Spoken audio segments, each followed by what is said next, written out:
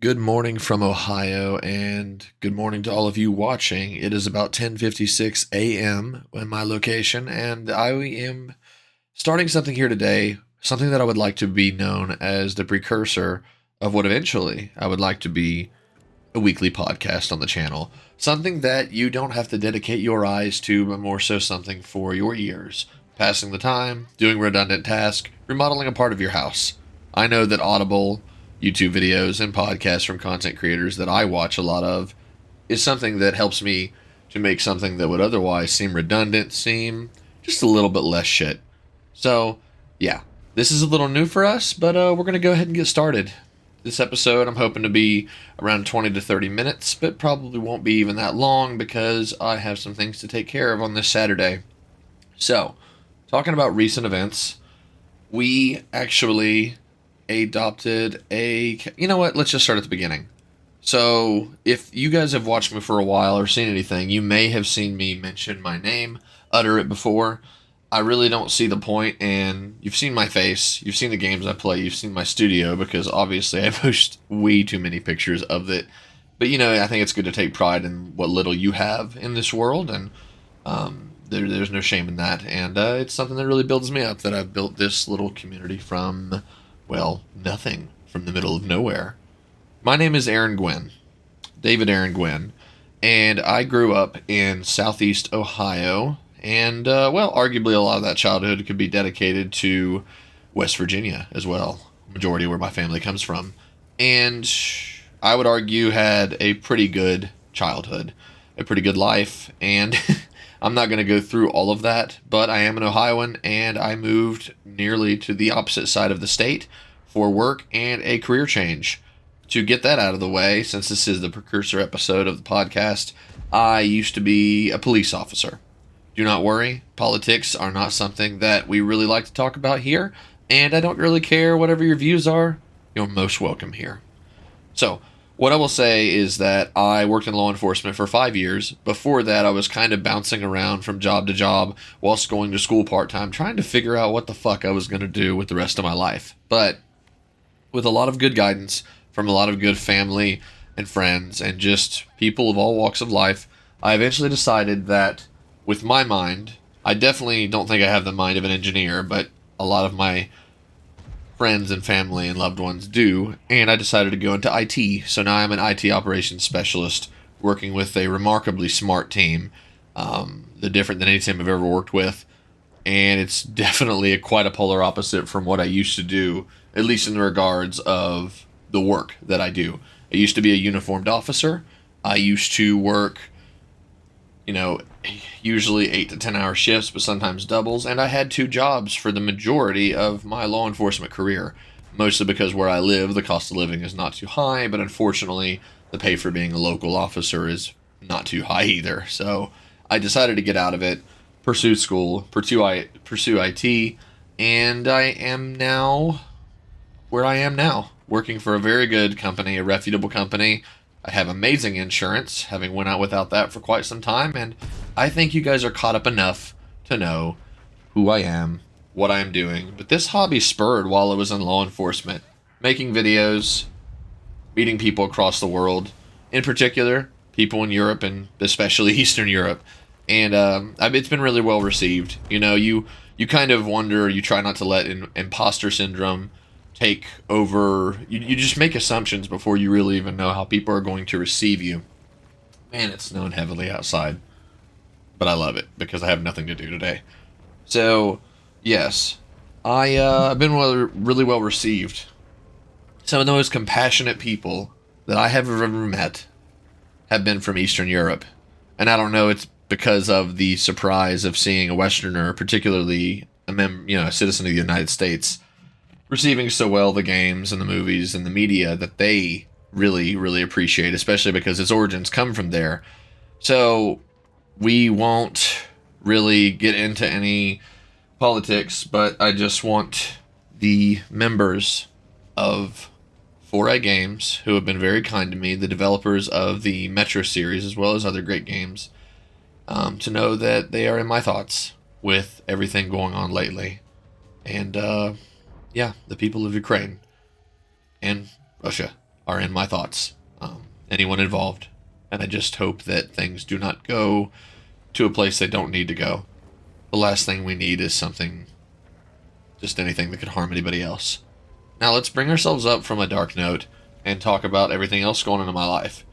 So, obviously, I have a family, and those of you that have been watching me have noticed that change and talking about it. So, to not get into too much of the personal business, I have a girlfriend.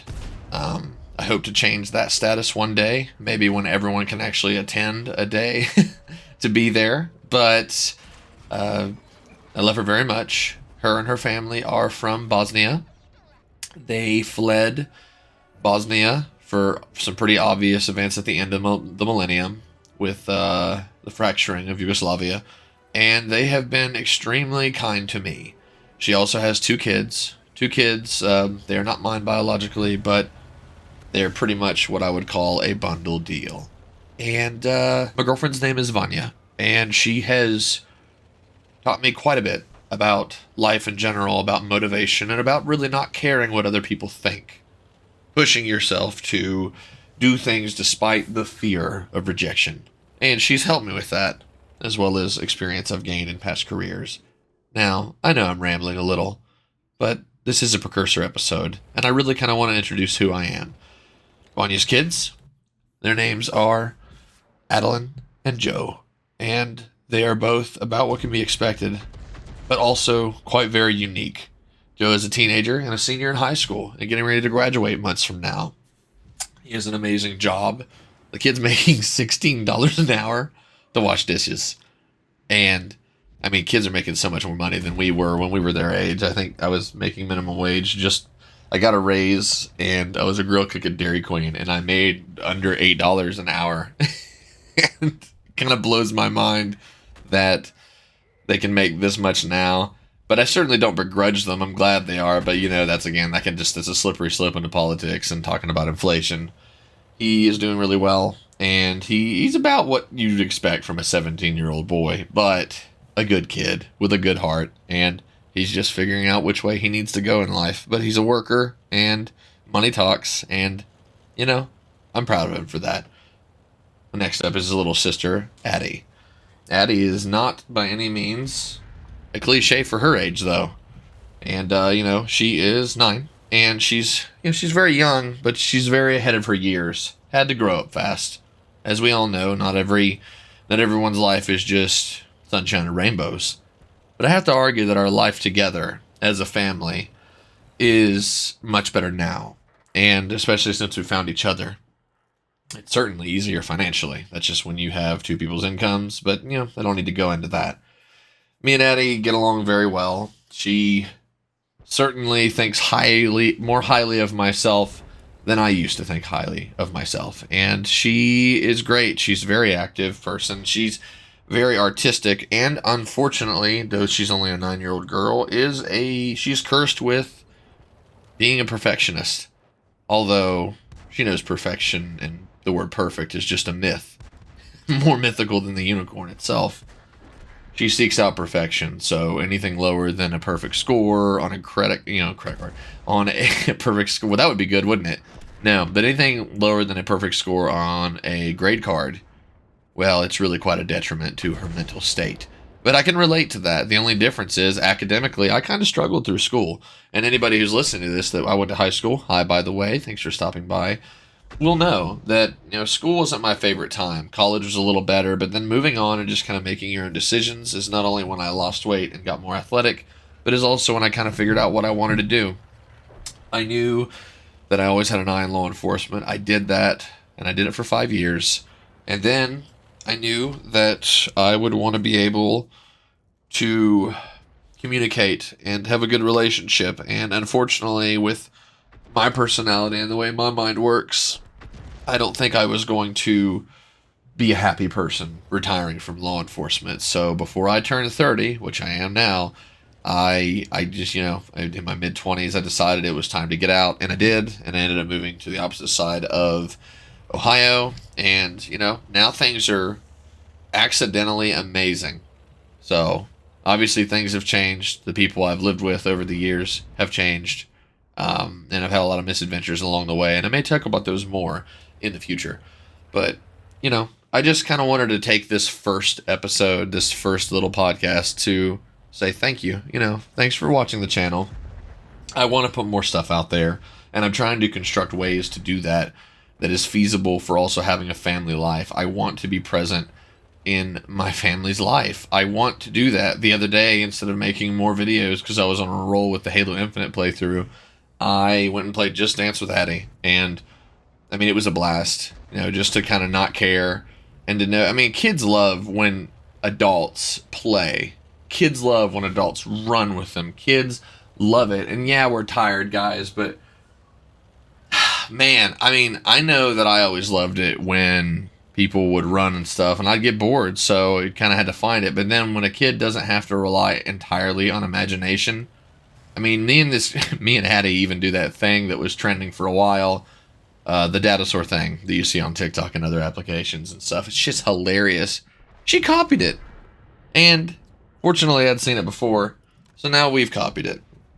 But we copied it. We'll definitely not claim that we originally came up with it. I would have never thought about that. But I love it because it allows you to cause chaos in your home, and nobody, not even her mother, my girlfriend, can get mad.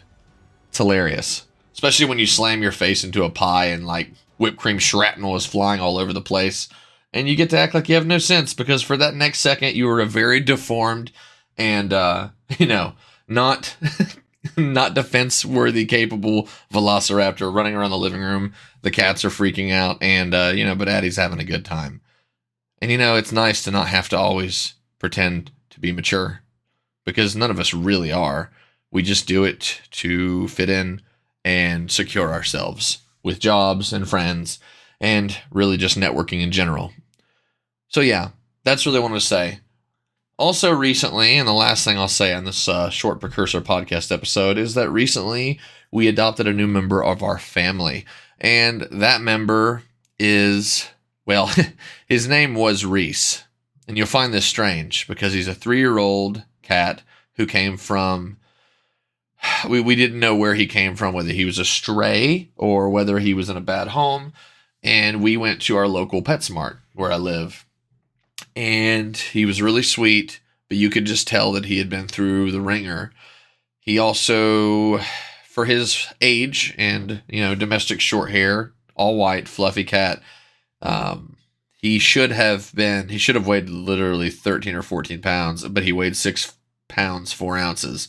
So he was neglected, and we wanted to change that. We don't like that just staring over. There was a cute kitten next to him named Amora. There was a really beautiful Siamese cat named Eric next to him. But the beauty and the youth, I mean, that's great. But it made me kind of worry less about them getting adopted. So we kind of, we're not trying to like make ourselves look good, but we felt bad. So part of it was guilt. I like him. He's very verbal, like Roscoe was. And for those of you that have been watching, you'll know that I was very close with my cat. Before I met Vanya and the kids, I had a companion, and his name was Roscoe, and he was a domestic short hair. He was an orange tabby, and he was a handsome boy. But poor little guy already went through one ringer with a urinary tract infection, which almost killed him, and then eventually congestive heart failure bordering the age of 3. And now we have a new addition to the family at the age of 3. And we were juggling with names. Of course, me being the nerd that I am, I wanted to name him something cool. So I decided, I'll call him Ronin. Because Ronin, a samurai without a home, or potentially no longer serving a daimyo. Maybe that daimyo died or whatever. Probably putting more thought into it than I should. But I would argue that if you could just add a few things to something simple, it gives it that much more depth and makes it not so simple. Really, it's a good way to kind of amplify life, especially when it seems at its dullest or at its darkest. Plus, this little guy had a bad life. So we decided to name him Dexter. And he's already responding to it. Now, Dexter has not been the most enjoyable integration, I should say, in the family. We all have our issues getting used to things. Kids can be lazy. They can be negligent, but they're kids. You have to kind of be understanding to a point, right? But animals, You want to be mad, but you can't. His problem was that we, as well as Vanya's brother and sister-in-law, they had two cats that passed away the same year that Roscoe did. So we lost all these animals. We were given this insanely cool litter box by them. They gave us an auto feeder, which is great if you're going to be out of town and you know it's loaded and it can have battery backups inside of it installed. They were very generous and they gifted that to us, and it was great. Well, Dexter shows up, and of course we have our other cat, Wednesday, who is very close with Roscoe, and she was already acclimated to the self-cleaning litter box. It's called the Litter Robot, if you want to look it up. And they're, honestly, you think, oh my God, that's expensive, and it is criminally expensive until you've forgotten that you have a litter box and the house is still clean, and you're like, holy shit, automation is the best. And as a member of, an IT department, I may not be an IT ops automation specialist myself, but I certainly understand the appreciation for that. And so it's really nice when you can automate your home and make it feel just more relaxed. And I think that's the point of home, and it's a place you're supposed to rest. So here's the funny part of this story, and we're wrapping up, and I'll finish this off. I had, Dexter had an issue with the litter box. He used it a couple times, but then, he decided he didn't like it, and we didn't really know what to do. And that means exactly what you might think it meant. He was urinating and defecating all over the house. Now, granted, we don't live in squalor. Our home is beautiful, quite rustic. It's only had one owner before Vanya and the kids moved in, because they were here first before me. And needless to say, it got old really fast. After about 3-4 days of finding, defecation, one time really close to my computer tower. So you can imagine how that made me feel, since I've poured probably too much time and money into this. But nevertheless, the problem was quite simple, and it's different with every cat, especially a cat that, as I found out later, was living in a bad situation. He simply did not like that it was fully fully enclosed. Had one opening in the front. I think it made him feel nervous. Plus, the litter robot is not as roomy as other or even more traditional box-sized litter boxes. So we ended up getting the old litter box that Roscoe and Wednesday had been using previously, before Vanya's brother had gifted us this nice litter robot. And not only did Wednesday start using the old one again when we brought it upstairs, but one day while we were working at home, Vanya just recently, was it yesterday? Jesus. I think it was. Yesterday is in Friday, so, because I'm recording this on Saturday morning. And she slapped my arm, and Dexter had jumped off of the stool next to my desk. Or he jumped off my desk, because he's like my little gargoyle who sits at my desk while I'm working. And he used the litter box. Just peed. I was nervous, but later that night, he peed again. He took care of his business. We'll say that for the sake of not saying, in case anyone's having a nice morning snack. But he really got used to it. He got acclimated to it, and he wouldn't use it until I took the top part off that you can usually hop in to contain the smell. So yes, I am back to scooping litter every day, really stirring it, because we use these. It's like a different version of the Fresh Step crystals.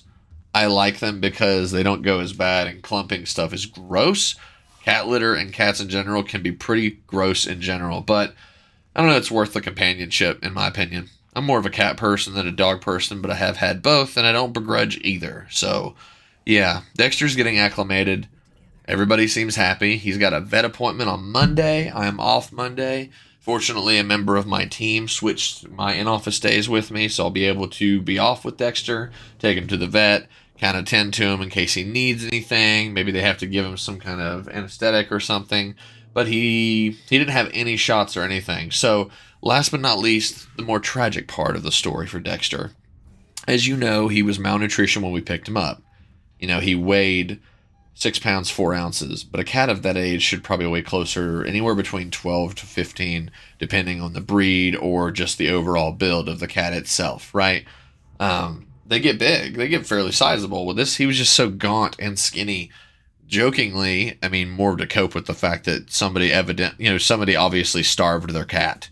Just to cope with that, I jokingly called him Long Boy because he has a very long tail, and he's just so slender. He looks like a snake with legs at first. Well, he's already filled out a little bit. So obviously, before scheduling the appointment with the animal hospital here where we live, I called the local shelter, SPCA, and they could not give any information on the previous owners. It's really weird because they didn't ask, but as I called and asked what his history was, what he was doing, has he been around animals, all the questions you would think were necessary, right? And the first thing they said, unprompted, I didn't ask this, was, "We can't give any information about the previous owners." I'm like, so he was in a home. They said yes. I said, okay, that makes a lot more sense. So what it comes down to is that Dexter was neglected. And here's the fucking craziest part. He wasn't neglected this is just what I think, okay? He wasn't, my original theory was that, because when we got him from PetSmart, they had given us a complimentary bag of like high quality food. I mean, this thing was packaged like Beats are for headphones. The packaging's more expensive than the product itself, but the food was high quality. But when a cat is only eating, cat food from a gas station that nobody knows the brand name of, and it's not good for them, all those, and that's all he's eating. When someone's eaten McDonald's their whole life and you give them a steak, they're probably going to get sick. Well, he got sick, he was throwing up, and this was at the same time that he was, doing his business everywhere but the litter box, and it was just so demoralizing. But every night I would always kind of I would forgive him almost immediately and be like, this isn't his fault. And, it was stressful because Addie and Vanya found this little guy, sent the picture to me, and when we went to see him, he looked kind of feral and wild. I held my hand out thinking, well, and he just kind of leaned into my hand and just laid there like he was exhausted. Here's part of the reason why. I think that they physically abused this cat because the other day I put my foot in his face to shoo him away from the pantry while I was getting some food in a plate for him, and he nipped at my foot. In fact, he bit my foot. Now, don't let that scare you, because I said, really? And he backed up, curled in a ball, kind of told him no, gave him a verbal 2-4 and all that goodness. But I was like, well, yeah, he bit me in the foot. But that's not like an immediate. I'm not going to just dump him in the same cell that he was when I found him while these stupid kids are walking around. I don't hate kids, but it's like poking the glass, and they're looking at every cute cat, but once they pass Dexter. And so yeah, and so he doesn't like feet, which a lot of cats are more apt to like nip at your feet than your hands. It's really crazy, but it's just a thing. They know that the closer you get to the head, I think, the more vital things are. So they try to be kind of careful, I guess, to not hurt somebody who is providing for them, because they need you. Even if they think you're their pet, they know they need you. So to have that cush life and not be an alley cat anymore. Well, we found out that Dexter was not only neglected, but I don't think he was even fed cat food. In fact, me and Vanya spoke about this many times, and our hypothesis on this is that he was fed human food, scraps and leftovers, because we would give him cat food and he would have this wail like he was starving. And of course he weighs nearly 6.5 pounds. So yeah, he is kind of starving, but 6.4 ounces I meant. And what kills me is that people neglect animals. So to wrap this up, anytime we would pull out food like barbecue or something else, dude would screech. And last night, Jesus Christ, we get to bed. We decided, because we drop Addie off at her grandparents, and we get food. Joe's at work. Me and Vanya are home alone, so we decided to get some food, and we're just gonna watch some TV and just not care about the world. Work's over. It's been a long week, and we go to a local place called Our Hero Subs.